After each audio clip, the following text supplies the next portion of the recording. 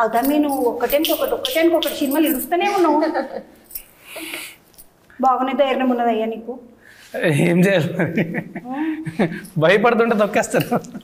అది ఎట్లా నీది కానీ కాదు అంటే ఒకటేంటంటే నాకు ఫేజ్లు ఉంటాయి. నేను అయితే కాన్స్టెంట్గా పని చేయాలి, లేదా ఒక 6 నెలలు సంవత్సరం బ్రేక్ తీసుకొని ట్రావెల్ చేస్తూ ఉంటాను, తిరుగుతూ ఉంటాను. ఎటు పడితే అటు పోతావా? ఎక్కడో ఇక్కడికి బ్యాక్ ప్యాకింగ్ అంత ఒక్కడనే పోతా, ట్రావెల్ చేసుకుంటా. ఆయన కారు డిక్కీలు చూస్తే ఇంకొకరు కూర్చోడానికి ప్లేస్ ఉండదు. నార్మల్గా 2 సీట్లు ఉండాలి, దాన్ని తీసేసి అంతా ఆయన లగేజ్ ఉంటుంది. ఎన్ని రోజులు పోతాం ఒక్కసారి పోతే? డిపెండ్స్, షూటింగ్ ఉందా, ఎంత గ్యాప్ ఉంది ఏంటి దాన్ని బట్టి. ఒకసారి 8 నెలలు పోయా, ఒకసారి సంవత్సరం పోయా, ఒకసారి 4 రోజులు పోయా. ఫోన్ కూడా రీచ్ కానంత దూరం వెళ్ళిపోతారు. కొంచెం పోతుంటాం. కూర్చుకున్న డైరెక్టర్లు ప్రొడ్యూసర్లు భయపడగలరు. చాలా ఖాళీగా ఉన్నప్పుడే పోయి తిరిగేసి వస్తాడంటే. ఖాళీగా ఉన్నప్పుడే అంటే most comfortable actor for any director and production. నువ్వు చాలా దోస్తాను అన్నావు కదా, ఈ దోస్తాను ఇరిగిపోయినట్టే ఉన్నది తెలుసా? ఎందుకు ఒకటి చెప్తా, సినిమాలు ఇవ్వాలన్న హీరోలు దిమ్మడు అమ్మడ గుద్దుతాడు, వచ్చిన వాళ్ళని అందరు నిన్నే గుద్దిపించిండు ఆయన. చూసుకున్నావా? ఆయన కూడా గుద్దాడు. అయ్యో బిడ్డ నీకు ఎంత కష్టం వచ్చిందమ్మా. ఎవరన్నా హీరో అంటే ఫైటింగ్ చెయ్యాలి, ఆ పిల్లగానికి అంతగానం కొట్టిపించినావు. లేదు, సినిమా చూస్తే మీకు అర్థం అవుతుంది ఎందుకు కొట్టిపించానండి. దెబ్బలు తిన్నానా, దెబ్బలు కొట్టారా, ఏం చేశాను అని సెప్టెంబర్ 7వ తేదీ సినిమా చూస్తే మీకు అర్థం అవుతుంది. దెబ్బలు తిన్నదే కనబడ్డది కూడా రీల్ అయ్యి. దెబ్బలు తింటాడు.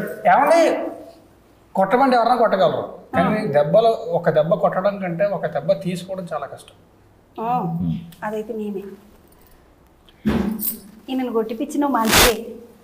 మళ్ళీ ఆఖరికి పిల్లగానికి గంత పెద్ద డైలాగ్ పెట్టినావు, ఈ జీవితం నాకొద్దు అన్నాడు గట్టిగా. అంటే నీకెంత కష్టం వచ్చిరా తమ్మి? నాతో ఏగలాగా చెప్పిన డైలాగ్ అది. అది అర్ధరాత్రి 3 గంటలకో 3:30కో తీసిన షాట్ అది. చెప్పకపోతే ఏం చేస్తారు? యాక్చువల్లీ 3:30కి తీసిన షాట్ అది.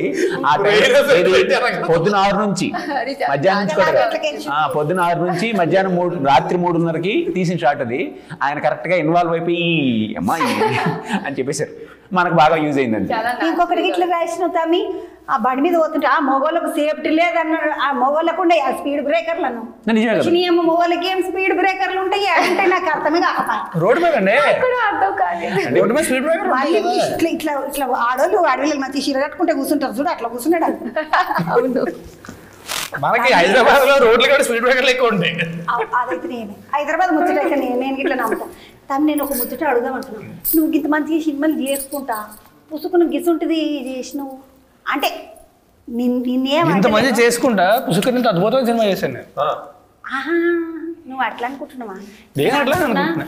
ఈ పిల్లగాడు గిన్ని మంచి సినిమాలు చేసుకుంటా బాగానే చేస్తున్నాడు, వెనకకి బాగానే సినిమాలు చేస్తున్నాడు. ఆయన వరుస పెట్టి చేస్తున్నాడు, ఒకటేంకొకటి ఇడుస్తూనే ఉన్నాడు.